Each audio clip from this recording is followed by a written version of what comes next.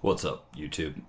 I'm Sean, and this is Front Range Aquascapes.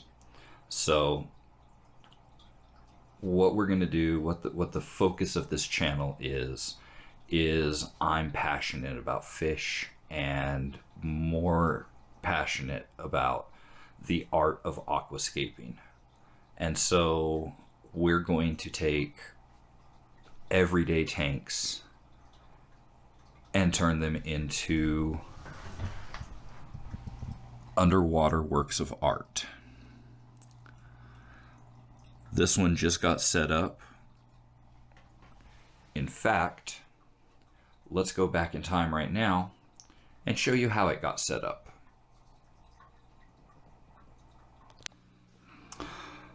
So, what we're going to be tackling today is getting this tank that I just picked up from a friend.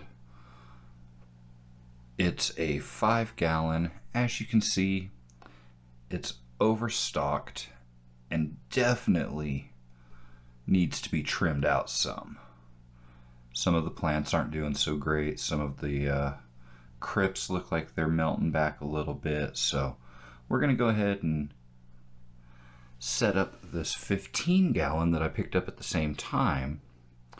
And we're going to go ahead and set this up and take some of the plants out of here and get them moved into here. And then I've also got another tank in the living room that's a 54-gallon heavily planted corner tank, and I can take plants out of that as well. So I'm going to go ahead and get the camera set up so that we can start cleaning this, because as you can tell, it is very dirty. So we're going to go ahead and get this tank cleaned up, and then we're going to go ahead and start scaping it.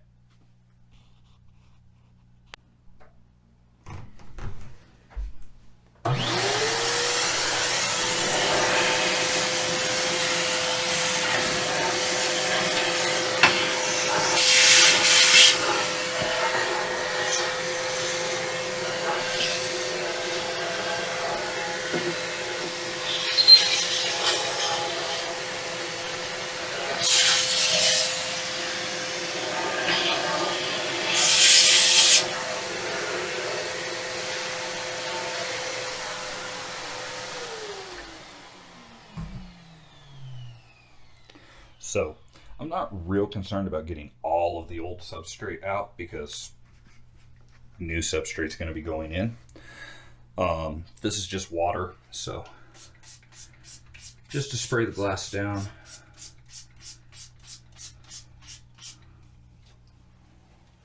And then get in there with a magic eraser. Because of that god-awful noise, I'm going to go ahead and time-lapse all of this.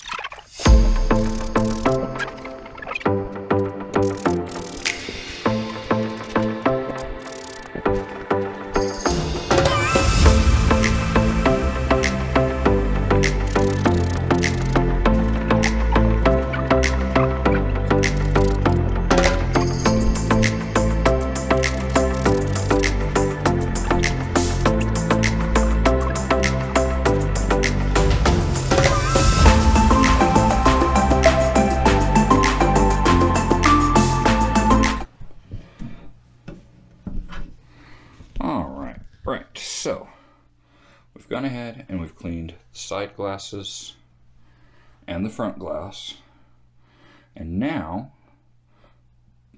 I'm gonna go get all of my stuff together and we're gonna go ahead and start laying out a scape on this. Alright, so what I've got for substrate is I've got this, and this is a used mixture of Fluval stratum and appears to be an inert black sand. So, being this has been previously used, and I don't know for how long or how much nutrients is still in the stratum, so we are going to go ahead and beef up the nutrients just a little bit with a little bit of Fox Farm Happy Frog organic potting soil. I'm not sponsored by any of these people. This is just how I do my planted tanks. And then as you can see right there, I've got some beautiful pieces of Colorado, looks like a reddish granite that we're going to be using in the hardscape. So let's go ahead and get started.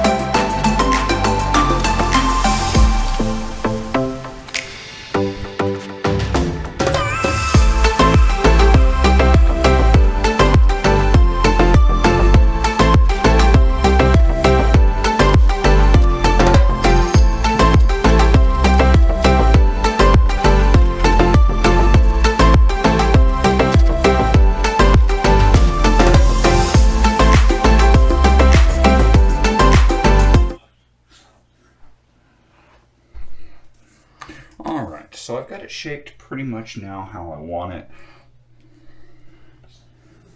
Like I said, it's shallower here at the front and deeper towards the back.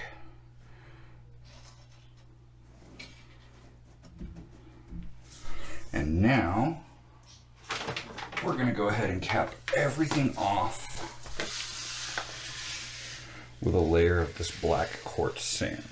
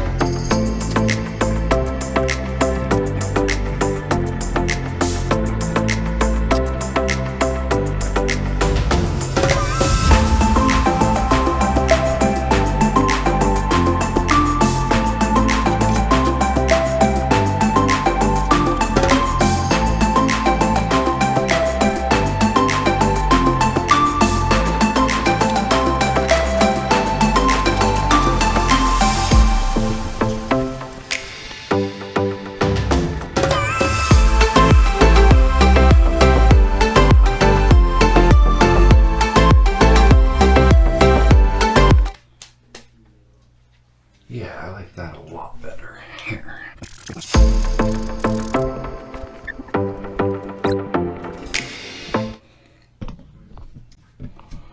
All right.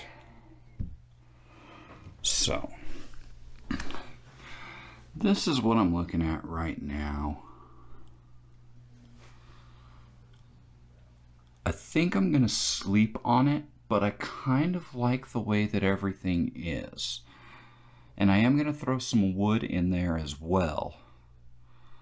But I like it like this because I have places I can plant back here. I can plant in here, in between these two rocks. I can plant all along the back, and then I still have all of this open area in the front for planting as well. So, like I said, I think I'm going to sleep on it, but I will get back with y'all in the morning, and we'll see where we go from there. Later. And we're back. So, this is how we left it last night. After sleeping on it, I actually think that I'm going to leave it just rocks and plants. I felt really inspired lately by Iwagumi sorry about that, iwagumi, and not just iwagumi, but also like the Brazilian style that we're starting to see now, where it's just rocks and loads of plants. So I really think that that is what my inspiration is going to come from. As I said before, I'm going to be taking all of the plants from this tank. I'm not the best with plant identification, I'm not going to lie, especially with a tank that I didn't set up. I do see that there's a few different types of crip in there. I do see some scarlet temple. It appears that there is some Java fern. I know there's some Morimo moss balls in there. And then there's some stem plants and stuff that I'm unsure of. But we're going to put them in this tank anyway, and we're going to see how everything goes. So I'm going to get stuff set up. First thing we're going to do is I'm going to take all of this pebbles that I put in there last night out, because I've picked up some medium-sized rocks, we'll say, that I can go ahead and improve this scape some. So let me get you guys set up and we'll get cracking.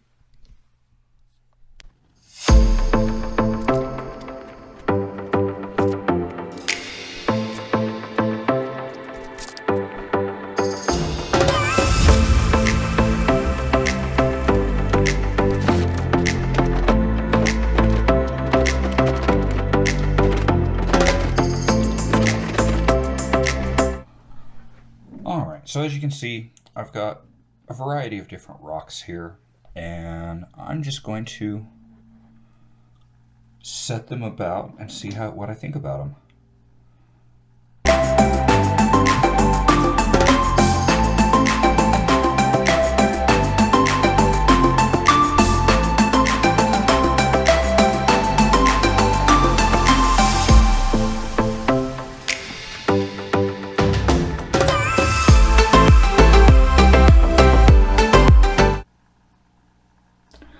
Now, I know that a lot of people won't agree with the fact that I'm not using the same type of rock. But for me, personally, I think that it being like this just adds more to the realism. Because in nature, it's not just going to be one kind of rock normally. So I like having the different rocks scattered in there. And this is what I've got so far. I'm loving this side of the tank.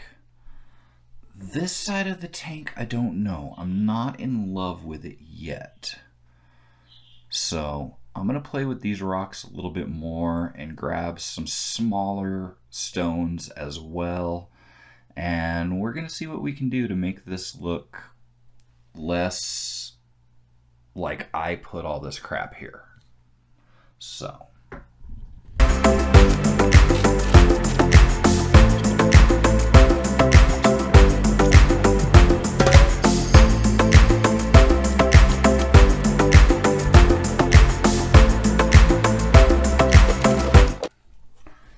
all right, so with just those couple of little changes, I'm actually much happier with the way this scape came out. And I mean, don't get me wrong, a lot of this is going to get covered up. I really didn't like the big rock right over here in that crack, because I want to leave that open for planting. And I don't think I've told you what this tank's final form is going to be. Right now, it's going to be a temporary holding tank for the platies. But eventually, this is going to be a tank for breeding rare guppies. And so I like having the little cave over there where maybe the fry might be able to get away and hide. The rocks leaning up against things where maybe the fry might be able to hide. And like I said, we're going to go ahead and we are going to heavily plant this. So I'm going to go ahead and get to work tearing plants out of this tank. I'm not going to drain the water down or anything like that first. I'm just going to go ahead and start tearing the plants out.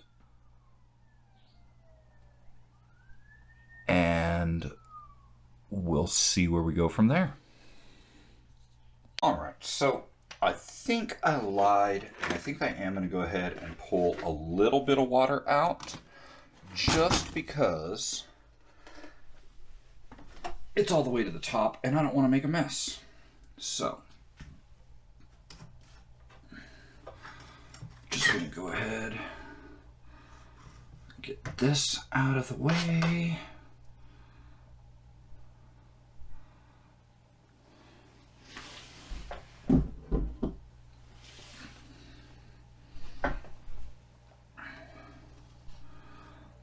All right, and that should be enough just to make sure that I don't make a mess everywhere. All right, so I'm going to do this hopefully with showing you my ass the least, but I can't really see a better way to get these out than to just start pulling things out.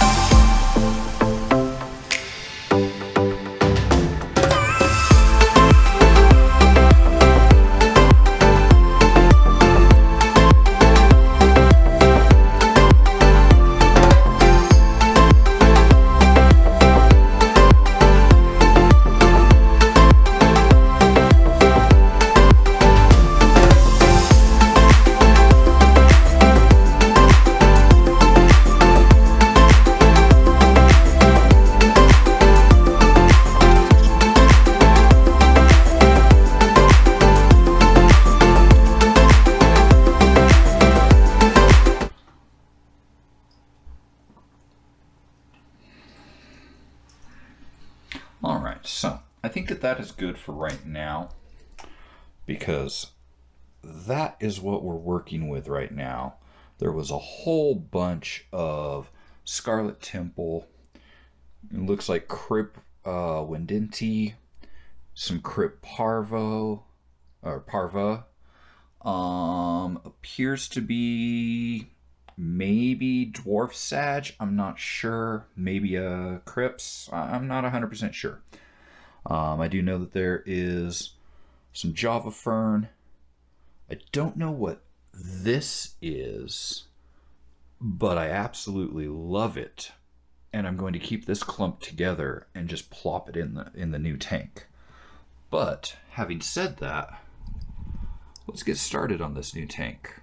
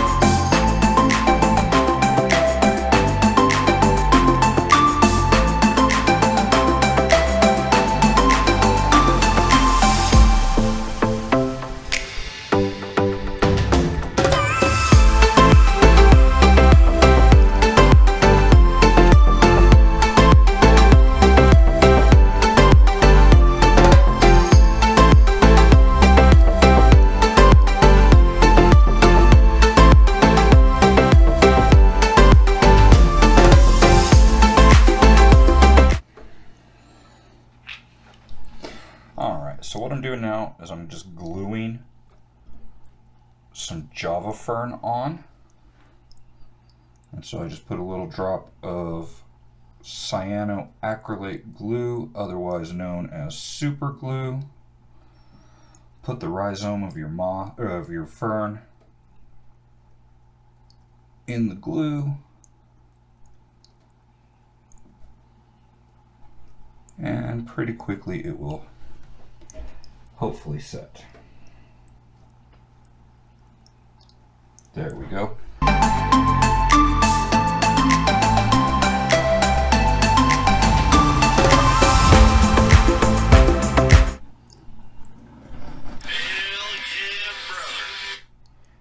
And that would be my cell phone.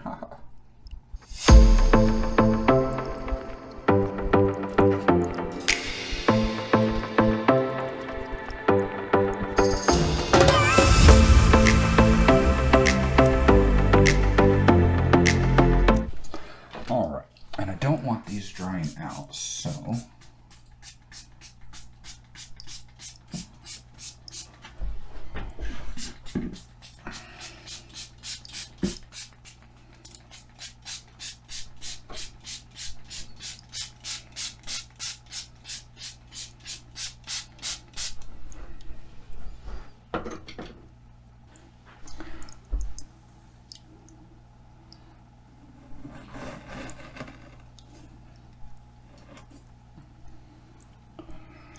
alright, and now I believe it is time to start putting some water in so that I can see where everything goes. And yeah, see what else we need. So, be back with you in a minute after I fill this up. Alright, and here we are. Here is the finished product. I went ahead and filled it up, added a couple more crypts just here in the foreground, and split the Marimo moss balls and wrapped them around rocks because they were in pretty rough shape. And I've got a piece of Scarlet Temple that's just floating back there, so I'll figure out what's going on with it. But I'm letting this tank go ahead and come up to temperature. Gonna let the bubbles dissipate a little bit, and then I'm going to go ahead and acclimate the fish to their new home. We'll go ahead and come back whenever we are ready to do that. And here we are the next day. You can see the tank has cleared up beautifully.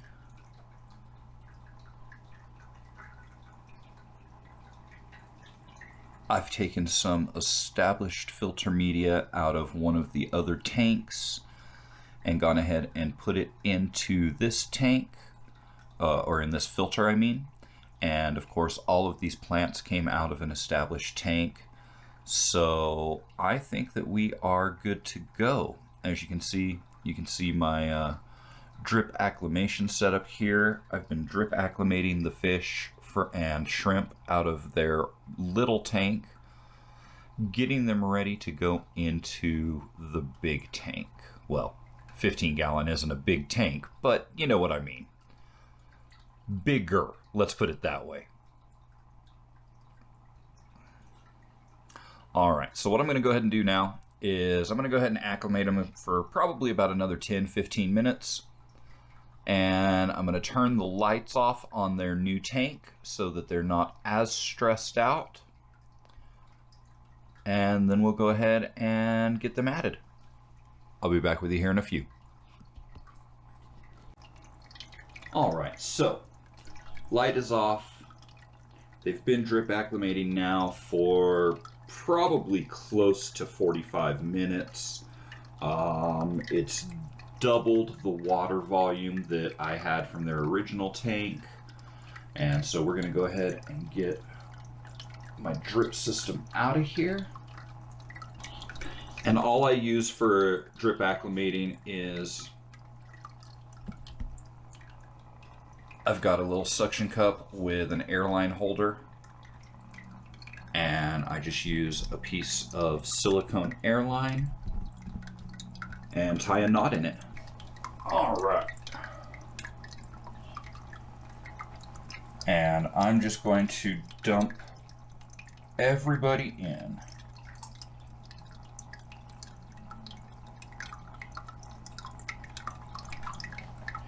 Actually, I apologize for the noise. The filter I'm using on this is a used Fluval Aqua Clear 50, and it's making a rattling noise, and I'm not 100% sure why, but it is.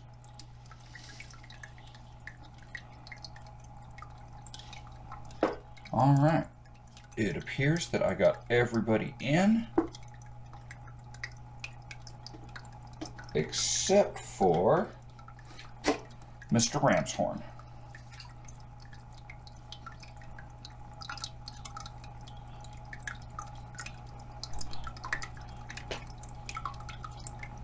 You know what? Just because there were a mono shrimp in there, I'm going to make sure I don't have one sticking to the side of my container.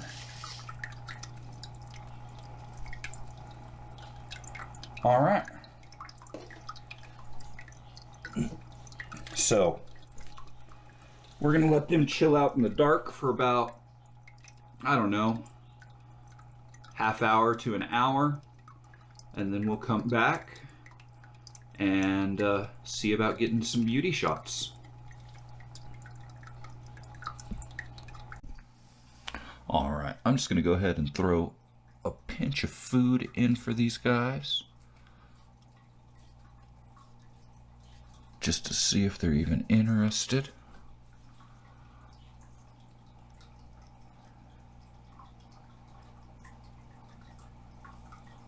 Oh yeah, there they go.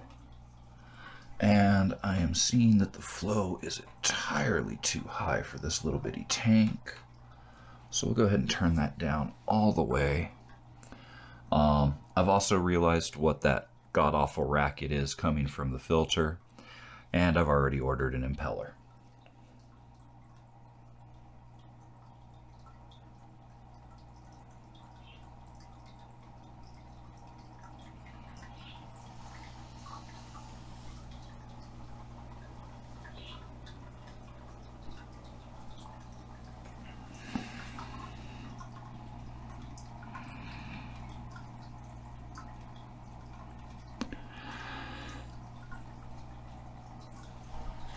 All right, and there you have it.